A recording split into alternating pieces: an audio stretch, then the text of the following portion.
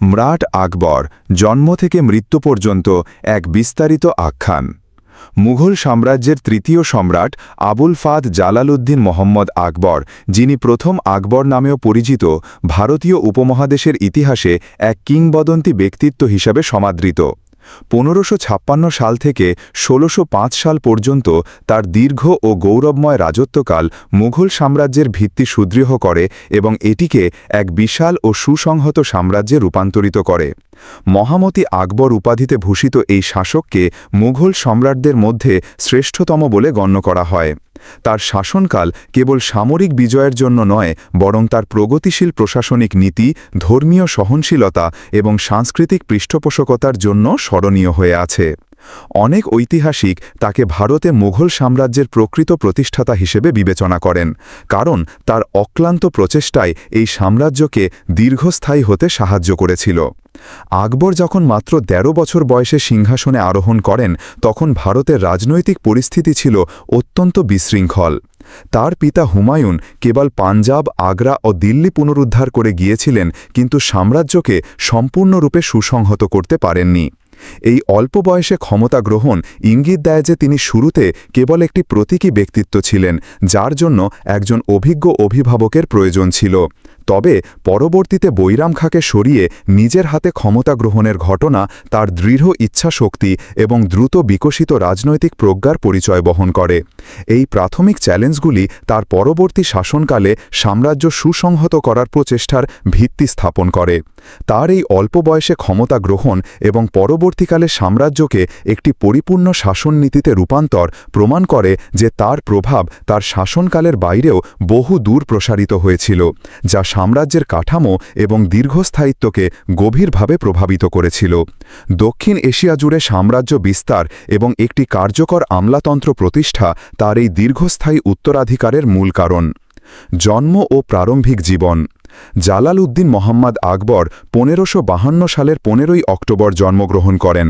তার পিতা ছিলেন দ্বিতীয় মুঘল সম্রাট হুমায়ুন এবং মাতা ছিলেন হামিদা বানু বেগম।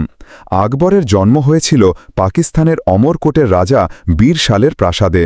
তার জন্মকালে মুঘল সাম্রাজ্য এক চরম অস্থিতিশীল পরিস্থিতির মধ্য দিয়ে যাচ্ছিল। পিতা হুমায়ুন শের শাহ সুরির হাতে সামরিক পরাজয়ের পর পলাতক জীবনযাপন করছিলেন। এই চরম অনিশ্চয়তা এবং নির্বাসনের প্রেক্ষাপটে জন্ম আকবরের মধ্যে সাম্রাজ্যকে সুসংহত, সুরক্ষিত এবং প্রসারিত করার একটি শক্তিশালী আকাঙ্ক্ষা জাগিয়ে তুলেছিল। তার পরবর্তী সামরিক অভিযান এবং প্রশাসনিক সংস্কারগুলি সাম্রাজ্যের স্থিতিশীলতা নিশ্চিত করার লক্ষ্যেই পরিচালিত হয়েছিল। এই প্রতিকূল সুরনা তার পরবর্তী জীবনের বিশাল অর্জনগুলিকে আরও তাৎপর্যপূর্ণ করে তোলে। আকবরের মাতা হামিদা বানু বেগম ছিলেন পারস্যের শিয়া পরিবারের শেখ আলী আকবর জামির কন্যা, যিনি 1524 সালের 21 এপ্রিল জন্মগ্রহণ করেন। আলী আকবর ছিলেন প্রথম মুঘল সম্রাট বাবরের কনিষ্ঠ পুত্র হিন্দল মির্জার বন্ধু ও শিক্ষক। হামিদা বানু বেগম মরিয়াম মাকানি উপাধিতে ভূষিত হয়েছিলেন। তিনি 1604 সালের 29 আগস্ট মৃত্যুবরণ করেন এবং দিল্লিতে সম্রাট হুমায়ুনের সমাধিসৌধে তাকে কবর দেওয়া হয়। হামিদা বানু বেগম পার্সি ও হিন্দুস্থানি কারিগর দ্বারা হুমায়ুনের সমাধিসৌধ নির্মাণ করেন, যা ভালোবাসার নিদর্শন হিসেবে ভারতের প্রথম স্থাপনা এবং তাজমহলের অনুকরণ হিসেবে পরিচিত। তার পারস্যের সাংস্কৃতিক পটভূমি আকবরের মধ্যে বিভিন্ন সংস্কৃতি ও ধর্মের প্রতি আগ্রহ তৈরি করতে সাহায্য করতে পারে, যা তার পরবর্তীকালে সুলহ-ই-কুল, ধর্মীয় সহনশীলতা এবং বিভিন্ন দর্শনের প্রতি আগ্রহের জন্ম দেয়। তার এই সাংস্কৃতিক অবদান মুঘল রাজপরিবারে এক ধরনের বুদ্ধিবৃত্তিক ও শিল্পিক পরিশীলন এনেছিল। জন্ম ও প্রারম্ভিক জীবন। জালালউদ্দিন মোহাম্মদ আকবর 1552 সালের 15ই অক্টোবর জন্মগ্রহণ করেন। তার পিতা ছিলেন দ্বিতীয় মুঘল সম্রাট হুমায়ুন এবং মাতা ছিলেন হামিদা বানু বেগম। আকবরের জন্ম হয়েছিল পাকিস্তানের অমরকোটের রাজা বীর শালের প্রাসাদে। তার জন্মকালে মুঘল সাম্রাজ্য এক চরম অস্থিতিশীল পরিস্থিতির মধ্য দিয়ে যাচ্ছিল। পিতা হুমায়ুন শের শাহ সুরির হাতে সামরিক পরাজয়ের পর পলাতক জীবনযাপন করছিলেন। এই চরম অনিশ্চয়তা এবং নির্বাসনের প্রেক্ষাপটে জন্ম আকবরের মধ্যে সাম্রাজ্যকে সুসংহত, সুরক্ষিত এবং প্রসারিত করার একটি শক্তিশালী আকাঙ্ক্ষা জাগিয়ে তুলেছিল। তার পরবর্তী সামরিক অভিযান এবং প্রশাসনিক সংস্কারগুলি সাম্রাজ্যের স্থিতিশীলতা নিশ্চিত করার লক্ষ্যেই পরিচালিত হয়েছিল। এই প্রতিকূল সুরনা তার পরবর্তী জীবনের বিশাল অর্জনগুলিকে আরও তাৎপর্যপূর্ণ করে তোলে। আকবরের মাতা হামিদা বানু বেগম ছিলেন পারস্যের শিয়া পরিবারের শেখ আলী আকবর জামির কন্যা, যিনি 1524 সালের 21 এপ্রিল জন্মগ্রহণ করেন। আলী আকবর ছিলেন প্রথম মুঘল সম্রাট বাবরের কনিষ্ঠ পুত্র হিন্দল মির্জার বন্ধু ও শিক্ষক। হামিদা বানু বেগম মরিয়াম মাকানি উপাধিতে ভূষিত হয়েছিলেন। তিনি 1604 সালের 29 আগস্ট মৃত্যুবরণ করেন এবং দিল্লিতে সম্রাট হুমায়ুনের সমাধিসৌধে তাকে কবর দেওয়া হয়। হামিদা বানু বেগম পার্সি ও হিন্দুস্তানি কারিগর দ্বারা হুমায়ুনের সমাধিসৌধ নির্মাণ করেন, যা ভালোবাসার নিদর্শন হিসাবে ভারতের প্রথম স্থাপনা এবং তাজমহলের অনুকরণ হিসাবে পরিচিত। তার পারস্যের সাংস্কৃতিক পটভূমি আকবরের মধ্যে বিভিন্ন সংস্কৃতি ও ধর্মের প্রতি আগ্রহ তৈরি করতে সাহায্য করতে পারে, যা তার পরবর্তীকালে সুলহে তুল, ধর্মীয় সহনশীলতা এবং বিভিন্ন দর্শনের প্রতি আগ্রহের জন্ম দেয়। তার এই সাংস্কৃতিক অবদান মোঘল রাজপরিবারে এক ধরনের বুদ্ধিবৃত্তিক ও শৈল্পিক পরিশীলন এনেছিল। সিংহাসনে আরোহণ ও বৈরাম খানের অভিভাবকত্ব। হুমায়ুনের আকস্মিক মৃত্যুর পর 1556 সালের 11 ফেব্রুয়ারি আকবর সিংহাসনে আরোহণ করেন। অন্যান্য উৎসেও 1556 সালের কথা উল্লেখ আছে। তখন তার বয়স ছিল মাত্র 13 বা 14 বছর। সিংহাসনে আরোহণের সময় ভারতের রাজনৈতিক অবস্থা ছিল অত্যন্ত বিশৃঙ্খল। হুমায়ুন মৃত্যুর আগে কেবল পাঞ্জাব, আগ্রা ও দিল্লি পুনরুদ্ধার করে গিয়েছিলেন, কিন্তু সাম্রাজ্য সুসংহত করে যেতে পারেননি। আকবরের শৈশবকালে তার অভিভাবক ছিলেন বৈরাম খাঁ। তিনি 1556 থেকে 1561 সাল পর্যন্ত রাজপ্রতিভু হিসাবে দায়িত্ব পালন করেন।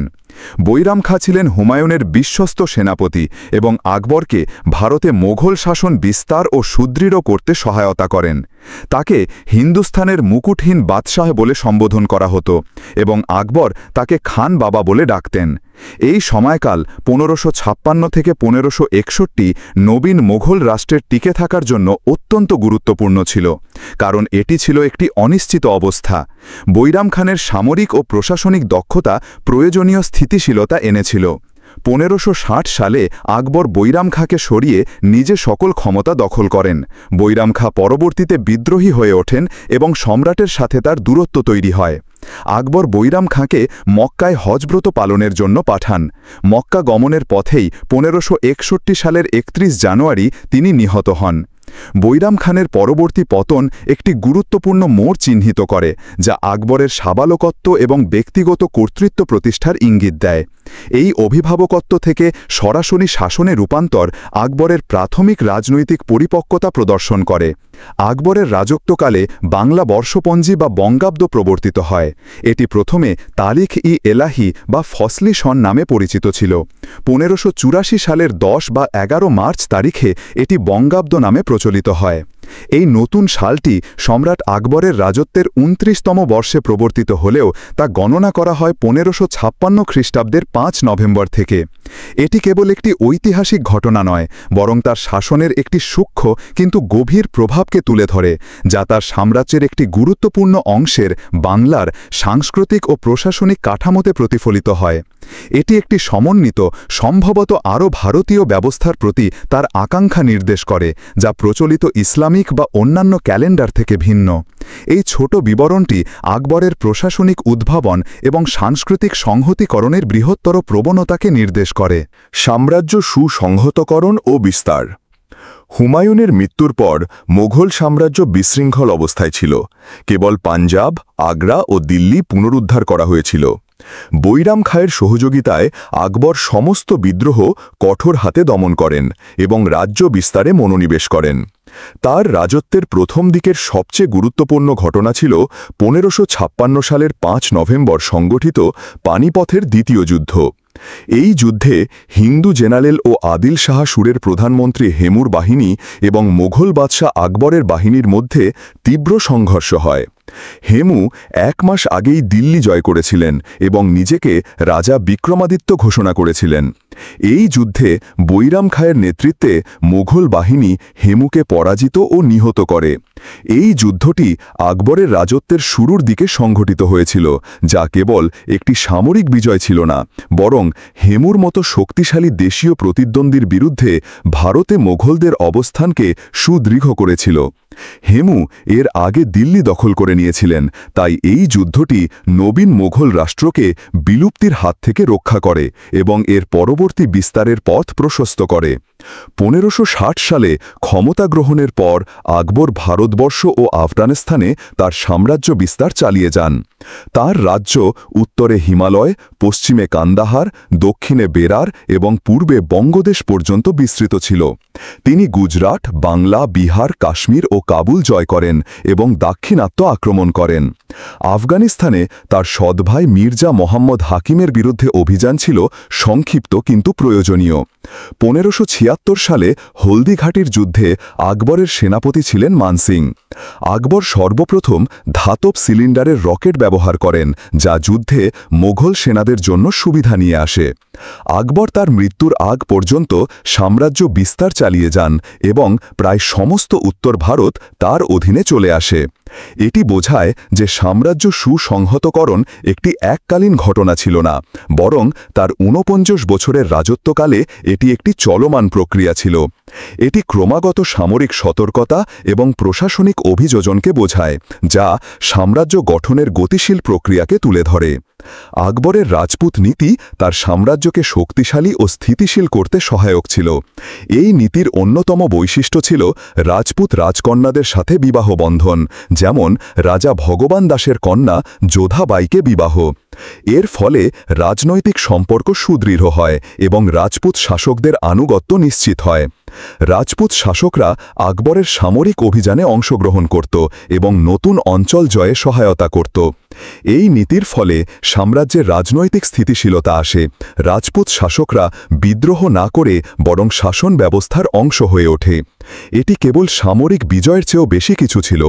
এটি ছিল বিবাহ জোট, ধর্মীয় স্বাধীনতা প্রদান এবং প্রাক্তন শত্রুদের সাম্রাজ্যে কাঠামোতে অন্তর্ভুক্ত করার একটি পরিশীলিত রাজনৈতিক কৌশল।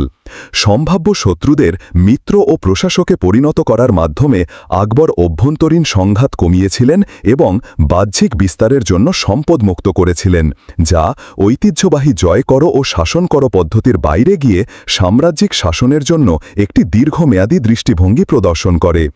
আকবর 1564 খ্রিস্টাব্দে হিন্দুদের ওপর থেকে জিজিয়া কর তুলে নেন, যা ভিন্ন ধর্মাবলম্বীদের বিশ্বস্ততা অর্জনে সহায়ক হয়েছিল।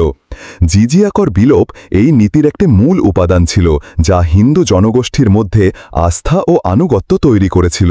সাম্রাজ্য সুসংহতকরণ ও বিস্তার। হুমায়ুনের মৃত্যুর পর মুঘল সাম্রাজ্য বিশৃঙ্খল অবস্থায় ছিল। কেবল পাঞ্জাব, আগ্রা ও দিল্লি পুনরুদ্ধার করা হয়েছিল। বৈরাম খাঁয়ের সহযোগিতায় আকবর সমস্ত বিদ্রোহ কঠোর হাতে দমন করেন এবং রাজ্য বিস্তারে মনোনিবেশ করেন।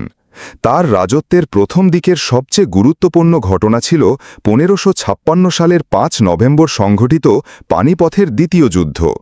এই যুদ্ধে হিন্দু জেনারেল ও আদিল শাহ সুরির প্রধানমন্ত্রী হেমুর বাহিনী এবং মুঘল বাদশাহ আকবরের বাহিনীর মধ্যে তীব্র সংঘর্ষ হয়। হেমু 1 মাস আগেই দিল্লি জয় করেছিলেন এবং নিজেকে রাজা বিক্রমাদিত্য ঘোষণা করেছিলেন। এই যুদ্ধে বৈরাম খাঁয়ের নেতৃত্বে মুঘল বাহিনী হেমুকে পরাজিত ও নিহত করে।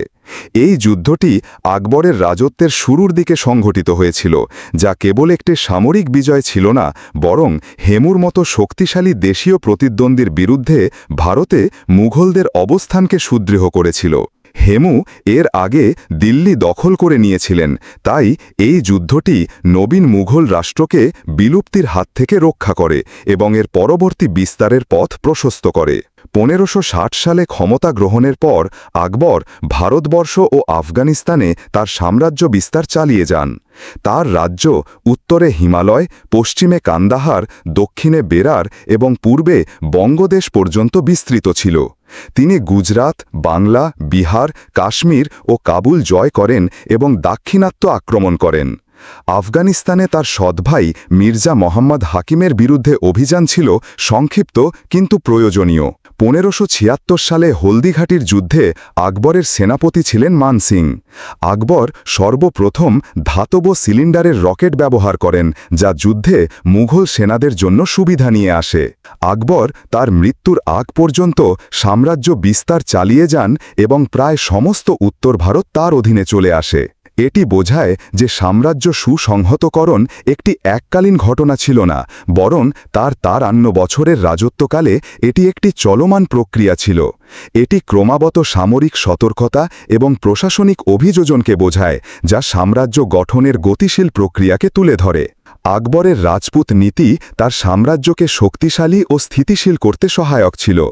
এই নীতির অন্যতম বৈশিষ্ট্য ছিল রাজপুত রাজকন্যাদের সাথে বিবাহ বন্ধন, যেমন রাজা ভগবান দাসের কন্যা যোধাবাইকে বিবাহ। এর ফলে রাজনৈতিক সম্পর্ক সুদৃঢ় হয় এবং রাজপুত শাসকদের আনুগত্য নিশ্চিত হয়। রাজপুত শাসকরা আকবরের সামরিক অভিযানে অংশগ্রহণ করত এবং নতুন অঞ্চল জয়ে সহায়তা করত। এই নীতির ফলে সাম্রাজ্যে রাজনৈতিক স্থিতিশীলতা আসে। রাজপুত শাসকরা বিদ্রোহ না করে বরং শাসন ব্যবস্থার অংশ হয়ে ওঠে। এটি কেবল সামরিক বিজয়ের চেয়েও বেশি কিছু ছিল। এটি ছিল বিবাহ জোট, ধর্মীয় স্বাধীনতা প্রদান এবং প্রাক্তন শত্রুদের সাম্রাজ্যিক কাঠামোতে অন্তর্ভুক্ত করার একটি পরিশীলিত রাজনৈতিক কৌশল। সম্ভাব্য শত্রুদের মিত্র ও প্রশাসকে পরিণত করার মাধ্যমে আকবর অভ্যন্তরীণ সংঘাত কমিয়েছিলেন এবং বাহ্যিক বিস্তারের জন্য সম্পদ মুক্ত করেছিলেন, যা ঐতিহ্যবাহী জয় কর ও শাসন কর পদ্ধতির বাইরে গিয়ে সাম্রাজ্যিক শাসনের জন্য একটি দীর্ঘমেয়াদী দৃষ্টিভঙ্গি প্রদর্শন করে। আকবর 1564 খ্রিস্টাব্দে হিন্দুদের ওপর থেকে জিজিয়া কর তুলে নেন, যা ভিন্ন ধর্মাবলম্বীদের বিশ্বস্ততা অর্জনে সহায়ক হয়েছিল। জিজিয়া কর বিলোপ এই নীতির একটি মূল উপাদান ছিল, যা হিন্দু জনগোষ্ঠীর মধ্যে আস্থা ও আনুগত্য তৈরি করেছিল। হসালা বন্দোবস্ত 1580 খ্রিস্টাব্দে চালু হয় এবং এটি 10 বছরের গড় উৎপাদনের ওপর ভিত্তি করে নির্ধারিত হতো। গড় উৎপাদনের 1/3 রাজ্যের অংশ হিসেবে নির্ধারিত হতো এবং বাকি 2/3 কৃষকদের জন্য ছেড়ে দেওয়া হতো। জমির পরিমাপের জন্য লোহার রিং দ্বারা সংযুক্ত বাঁশের টুকরা ব্যবহার করা হতো। এই ব্যবস্থা স্বেচ্ছাচারী কর ব্যবস্থা থেকে সরে এসে প্রকৃত উৎপাদনশীলতার ওপর ভিত্তি করে একটি আরও বৈজ্ঞানিক, পদ্ধতিগত এবং ন্যায্য ব্যবস্থার দিকে ইঙ্গিত করে। প্রমিত পরিমাপের ব্যবহার নির্ভুলতা এবং ন্যায্যতার ওপর জোর দেয়।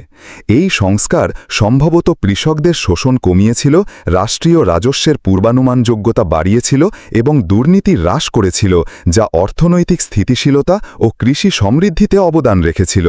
টোডরমল আবাদি জমিকে উৎপাদিকা শক্তির ওপর ভিত্তি করে 4 ভাগে বিভক্ত করেন। আকবর তার শাসনকালে বেশ কিছু প্রগতিশীল সামাজিক সংস্কার সাধন করেন। তিনি যুদ্ধবন্দীদের বাসপ্রথা বিলোপ করেন।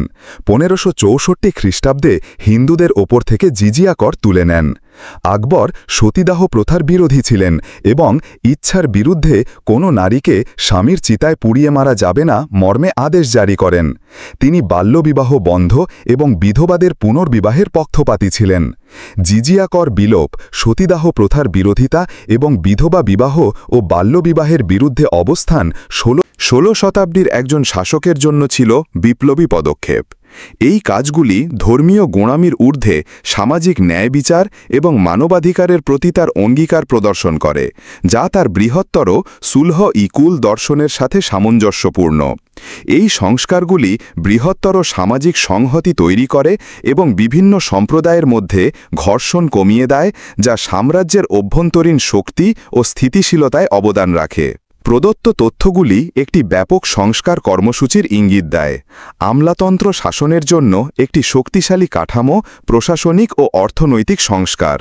আকবর রাজ্য শাসনের জন্য একটি সুসংগঠিত আমলাতন্ত্র চালু করেন এবং প্রদেশগুলোকে স্বায়ত্তশাসন দান করেন। তার আমলাতন্ত্র বিশ্বের অন্যতম ফলপ্রসূ আমলাতন্ত্র ছিল। তিনি প্রত্যেক অঞ্চলে সামরিক শাসক নিয়োগ দেন এবং ক্ষমতার অপব্যবহারের জন্য মৃত্যুদণ্ডের বিধান ছিল। তিনি তার সাম্রাজ্যকে 15টি সুবা বা প্রদেশে বিভক্ত করেন।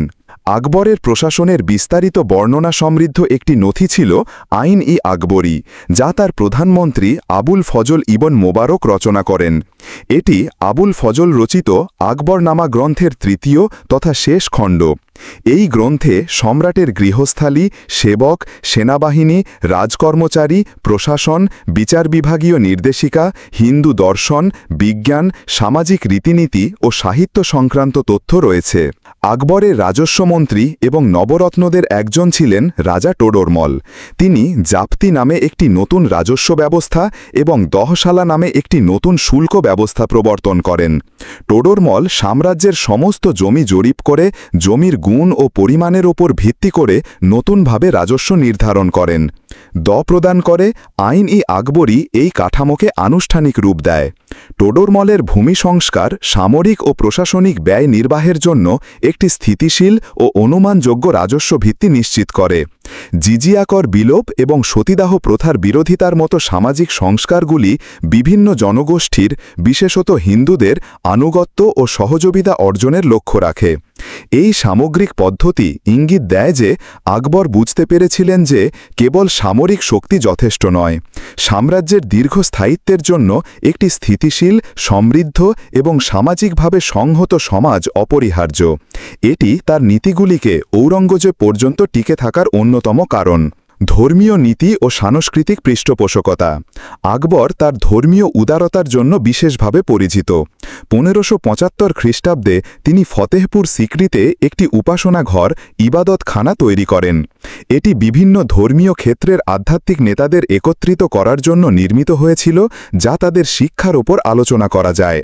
তিনি হিন্দু ধর্ম, ইসলাম, জরথুস্ট্রীয় ধর্ম, খ্রিস্ট ধর্ম, এমনকি নাস্তিকদের ন্যায় ভিন্ন ধর্মের পণ্ডিতদের আমন্ত্রণ জানান এবং তাদের সাথে ধর্মীয় বিতর্ক পরিচালনা করেন। 1582 সালে সম্রাট আকবর দ্বীন-ই-ইলাহি নামক একটি ধর্ম প্রবর্তন করেন। এটি একটি সমন্বিত ধর্ম ছিল যা সুলহ-ই-কুল, সকল ধর্মের প্রতি সহিষ্ণুতা মতবাদের ওপর ভিত্তি করে প্রতিষ্ঠিত হয়েছিল। এই ধর্ম সকল ধর্মের সার কথা নিয়ে গঠিত হয়েছিল এবং আধ্যাত্মিকতার চেয়ে নৈতিক বিষয়গুলোকে প্রাধান্য দিয়েছিল। এর অনুসারীর সংখ্যা খুবই সীমিত ছিল, মাত্র 14 থেকে 20 জন।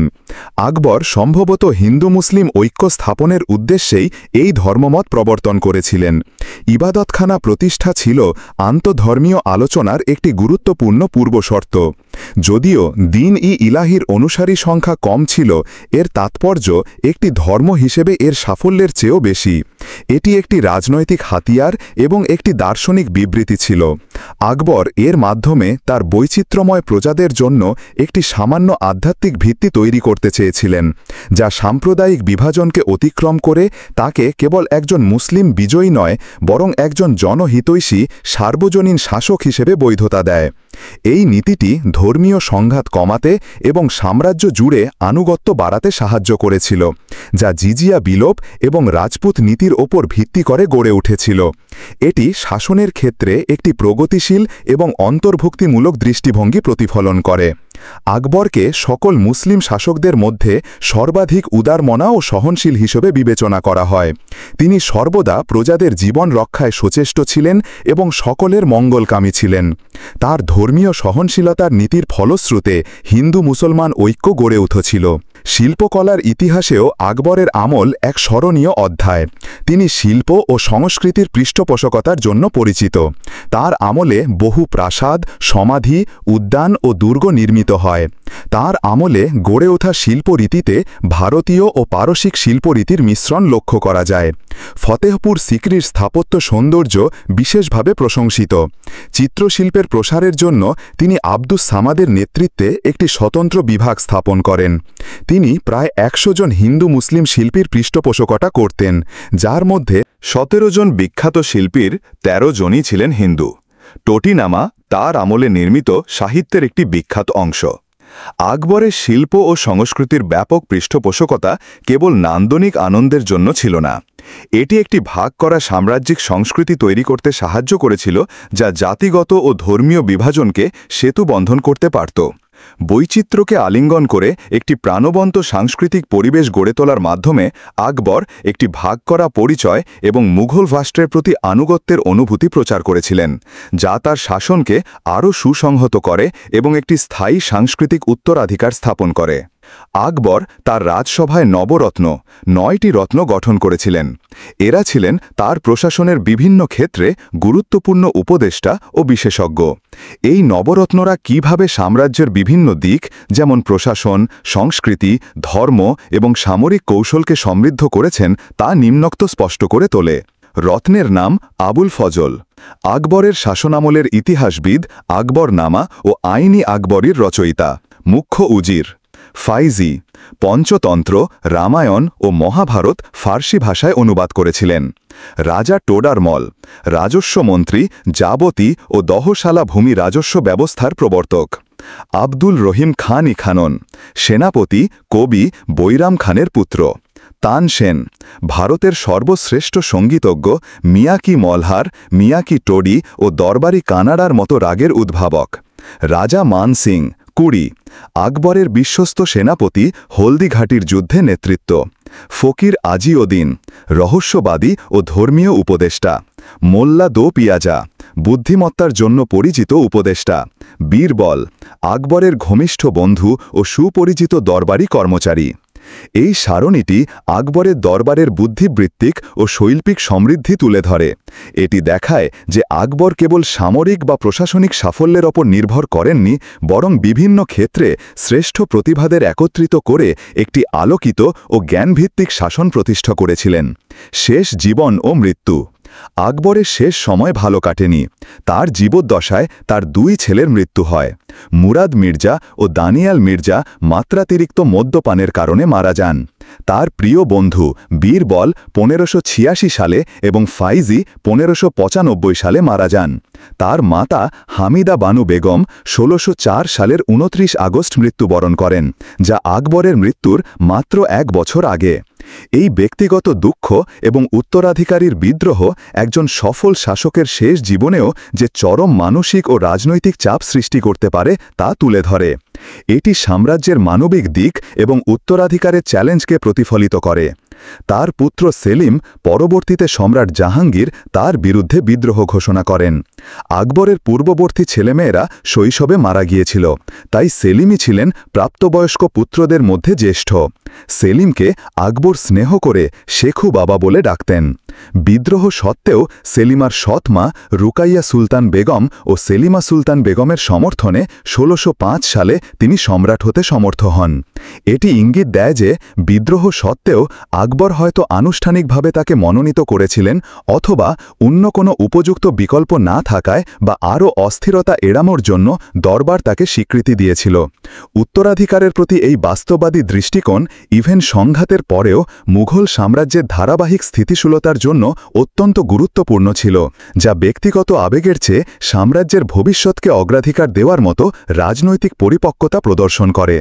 আকবর ১৬০৫ সালের ২৭ অক্টোবর ৬৩ বছর বয়সে মৃত্যুবরণ করেন। তার মৃত্যু হয় ফতেহপুর সিক্রিতে, আগ্রায়।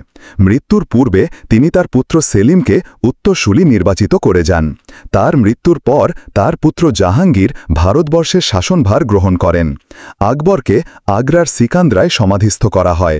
এই সমাধিসৌধের নির্মাণ কাজ ১৬০৫ সালে শুরু হয় এবং ১৬১৩ সালে সম্পূর্ণ হয়। আকবর নিজেই তার চিরনিদ্রার জন্য এই স্থানটি বেছে নিয়েছিলেন। আকবরের উত্তরাধিকার ও প্রভাব। আকবর মুঘল সাম্রাজ্যের একটি পরিপূর্ণ শাসননীতি প্রবর্তন করে গেছেন, যা ঔরঙ্গজেব পর্যন্ত টিকেছিল। তার কৃতিত্বের ফলেই মুঘলরা নিজেদের সাম্রাজ্য সুদীর্ঘকাল টিকিয়ে রাখতে সক্ষম হয়। আকবর মুঘল সাম্রাজ্যকে পুনরায় নিজ বাহুবলে ও বুদ্ধিবলে প্রতিষ্ঠা করেন এবং তাকে সর্বভারতীয় সাম্রাজ্যে পরিণত করেন। তিনি উন্নত সরকার ব্যবস্থা ও সংস্কৃতি উন্নয়নে অবদান রাখেন। আকবরের প্রচেষ্টার ফলেই মুঘল সাম্রাজ্য দীর্ঘকাল টিকেছিল এবং তাকে এর প্রকৃত প্রতিষ্ঠাতা হিসেবে বিবেচনা করা হয়। এটি ইঙ্গিত দেয় যে আকবর কেবল সাম্রাজ্য বিস্তার করেননি, তিনি এর প্রাতিষ্ঠানিক মেরুদণ্ড তৈরি করেছেন এবং এর অনন্য সমন্বিত পরিচয় গঠন করেছেন। তার শাসন মুঘলদের উপস্থিতি একটি ক্ষণস্থায়ী বিজয় থেকে একটি গভীরভাবে প্রথিত, স্থিতিশীল এবং সাংস্কৃতিকভাবে সমৃদ্ধ সাম্রাজ্যে রূপান্তরিত করে, যা তার উত্তরসূরিদের অধীনে এর শিখরে পৌঁছানোর পথ তৈরি করে। বিভিন্ন উপাদান, রাজপুত, বিভিন্ন ধর্মীয় গোষ্ঠী একটি একক রাষ্ট্রে একীভূত করার তার ক্ষমতা এই দীর্ঘমেয়াদী সাফল্যের মূল চাবিকাঠি ছিল। আকবরকে আকবর দ্য গ্রেট এবং মোঘল সম্রাটদের মধ্যে শ্রেষ্ঠ মনে করা হয়। এটি কেবল একটি অতিশয়োক্তিপূর্ণ উপাধি নয়, এটি তার সামরিক সাফল্য, তার প্রশাসনিক উদ্ভাবন, তার সামাজিক সংস্কার এবং তার অনন্য ধর্মীয় নীতি দ্বারা প্রমাণিত।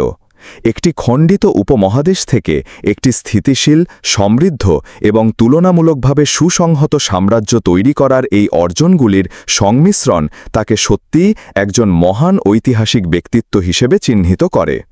মুঘল সাম্রাজ্যের কেন্দ্রীয় ও আমলাতান্ত্রিক সরকারের অধিকাংশই আকবরের শাসনামলে প্রতিষ্ঠিত হয়েছিল। তিনি অমুসলমানদের উপর থেকে জিজিয়া কর প্রত্যাহার করে নেন এবং জৈন উৎসবের দিনগুলিতে পশু হত্যা নিষিদ্ধ করেন। তিনি যুদ্ধবন্দীদের দাসপ্রথা বিলোপ করেন এবং সতীদাহ প্রথার বিরোধিতা করেন। তিনি একটি নতুন অনুগত অভিজাত শ্রেণী গড়ে তোলেন। তার আমলে ভারতীয় ও পারসিক শিল্পরীতির মিশ্রণ লক্ষ্য করা যায়। শিল্পকলা ও স্থাপত্যের ইতিহাসে আকবরের আমল এক স্মরণীয় অধ্যায়। সামরিক ক্ষেত্রেও তিনি উদ্ভাবন করেন, যেমন সর্বপ্রথম ধাতব সিলিন্ডারের রকেট ব্যবহার করেন, যা পরবর্তীতে মহীশূর রকেটের উন্নত সংস্করণের উদ্ভব ঘটায়। সম্রাট আকবরের জীবন ও শাসনকাল ভারতীয় ইতিহাসে এক স্বর্ণযুগ হিসেবে চিহ্নিত। তার জন্মকালীন অনিশ্চয়তা থেকে শুরু করে মোঘল সাম্রাজ্যের সর্বোচ্চ শিখরে আরোহণ পর্যন্ত তার প্রতিটি পদক্ষেপই ছিল দূরদর্শী ও কৌশলগত। বৈরাম খানের অভিভাবকত্ব থেকে ক্ষমতা গ্রহণ, পানিপথের দ্বিতীয় যুদ্ধে বিজয়, রাজপুতদের সাথে সুসম্পর্ক স্থাপন এবং একটি সুসংহত প্রশাসনিক ও অর্থনৈতিক কাঠামো তৈরি, এসবই তার অসামান্য নেতৃত্ব গুণ ও বিচক্ষণতার পরিচয় বহন করে। তার ধর্মীয় সহনশীলতার নীতি, বিশেষত সুলহ-ই-কুল দর্শন এবং দিন-ই-ইলাহি প্রবর্তন, কেবল একটি ধর্মীয় পরীক্ষা ছিল না, বরং একটি বহুমুখী সমাজে রাজনৈতিক সংহতি অর্জনের একটি বিপ্লবী প্রচেষ্টা ছিল। শিল্পকলা, স্থাপত্য, সাহিত্য ও সঙ্গীতের প্রতি তার গভীর অনুরাগ এবং নবরত্নদের সমাবেশ তার রাজত্বকালকে সাংস্কৃতিক উৎকর্ষের এক নতুন উচ্চতায় নিয়ে গিয়েছিল। ব্যক্তিগত জীবনে নানা প্রতিকূলতা, বিশেষত পুত্রদের মৃত্যু ও উত্তরাধিকারীর বিদ্রোহ সত্ত্বেও আকবর মোঘল সাম্রাজ্যের জন্য একটি সুদৃঢ় ভিত্তি স্থাপন করে গেছেন, যা তার উত্তরসূরিদের জন্য দীর্ঘস্থায়ী সাফল্যের পথ প্রশস্ত করেছিল। তার প্রশাসনিক, সামাজিক ও সাংস্কৃতিক উত্তরাধিকার আজও ভারতীয় উপমহাদেশের ইতিহাসে এক গভীর প্রভাব ফেলে রেখেছে, যা তাকে যথার্থই মহামতি আকবর উপাধিতে ভূষিত করেছে।